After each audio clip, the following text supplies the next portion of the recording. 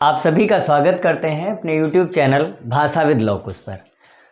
कल हमने चर्चा की थी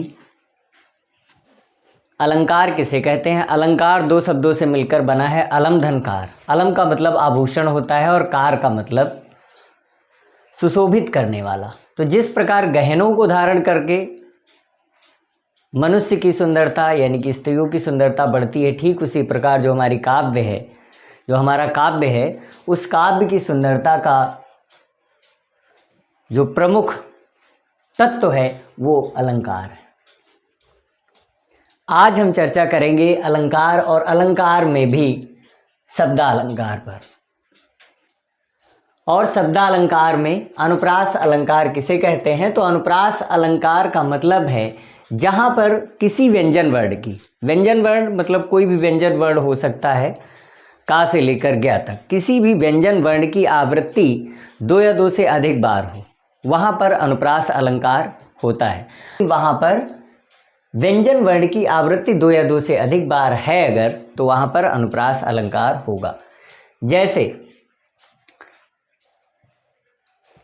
तरनि तनुजा तट तमाल तरुवर बहुछाए। तो यहाँ पर आप देख रहे हैं कि तरनि में ता की जो आवृत्ति है वो 5 बार हुई है। मतलब यहाँ पर जो बात की गई थी ऊपर कि जहाँ व्यंजन वर्ण की आवृत्ति दो या दो से अधिक बार हो वहाँ अनुप्रास अलंकार होता है। तो यहाँ पर ता वर्ण की आवृत्ति दो या दो से अधिक बार यानी कि 5 बार हुई है, जिसकी वजह से इस पंक्ति में अनुप्रास अलंकार है। एक कक्षा 8 की कविता है, 8 या 7 में, जिसमें पहली सरस्वती वंदना है। उस सरस्वती वंदना की पंक्ति है वीणा वादिनी वरदे। तो यहाँ पर जो वा की आवृत्ति 3 बार हुई है, तो इस वजह से भी इसमें अनुप्रास अलंकार है। ऐसे रामचरितमानस के बहुत सारी चौपाई हैं, जैसे एक झूठई लेना झूठई, तो इसमें झा की आवृत्ति हुई है। ऐसे बहुत सारे काव्य हैं जहाँ पर किसी वर्ण की आवृत्ति दो या दो से अधिक बार हो रही है, वहाँ पर अनुप्रास अलंकार है। फिर बात करते हैं दूसरा जो अलंकार किसे कहते हैं? यमक, जहाँ पर शब्द एक हो और उस शब्द की आवृत्ति हो। आवृत्ति का मतलब होता है दोहराना, लेकिन उसका जो अर्थ है वो भिन्न भिन्न हो, यानी कि उसके अर्थ अलग अलग हो। तो अगर ऐसी स्थिति होती है, अर्थ उसके अलग होते हैं, तो वहाँ पर यमक अलंकार होता है। जैसे कनक कनकते 100 गुनी मादकता अधिकाय, या पाए बौराए जग या खाए बौराए। तो यहाँ पर आप देख रहे हैं कि जो कनक शब्द है वो कनक शब्द 2 बार आया है, लेकिन दोनों कनक का अर्थ भिन्न भिन्न है। पहले कनक का अर्थ है सोना और दूसरे कनक का अर्थ है धतूरा।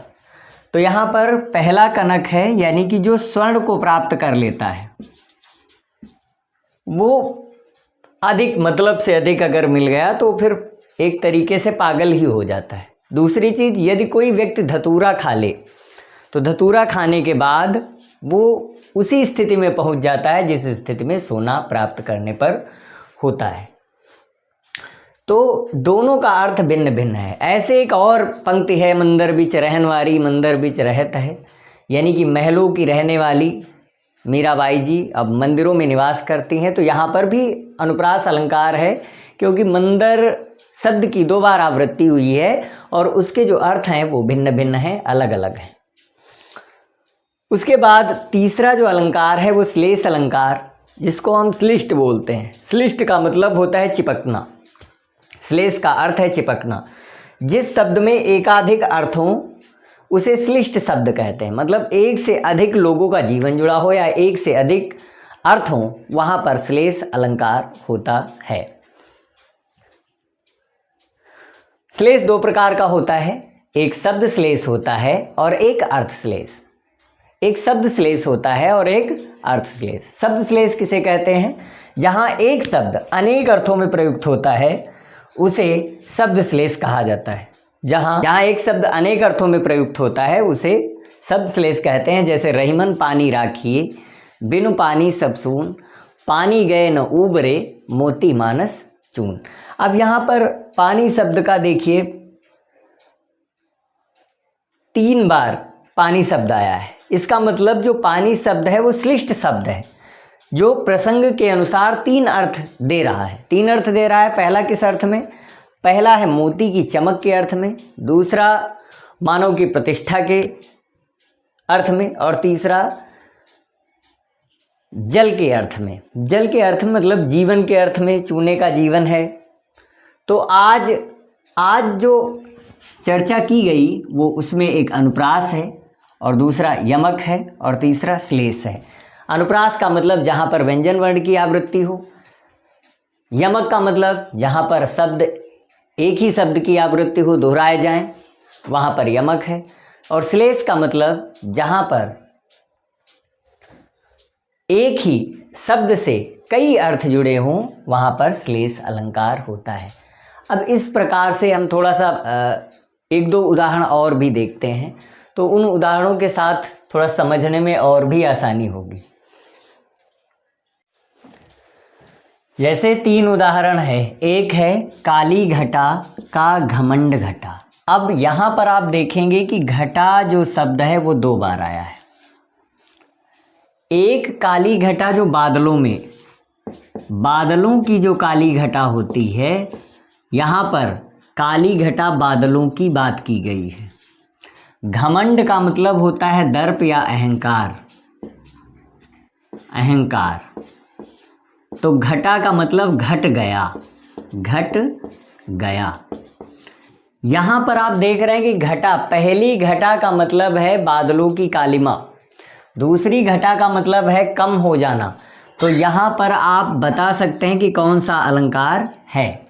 ये आपके लिए प्रश्न है, ये प्रश्न आपके लिए है, इसमें कौन सा अलंकार है। ऊंचे घोर मंदिर के अंदर रहन वारी, ऊंचे घोर मंदिर के अंदर रहती है। अब यहाँ पर मंदिर शब्दों का 2 बार प्रयोग हुआ है।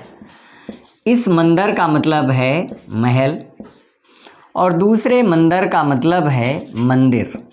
दूसरे मंदिर का मतलब मंदिर है। तो आप एक चीज़ देख रहे हैं कि ऊंचे महलों के अंदर की रहने वाली कौन?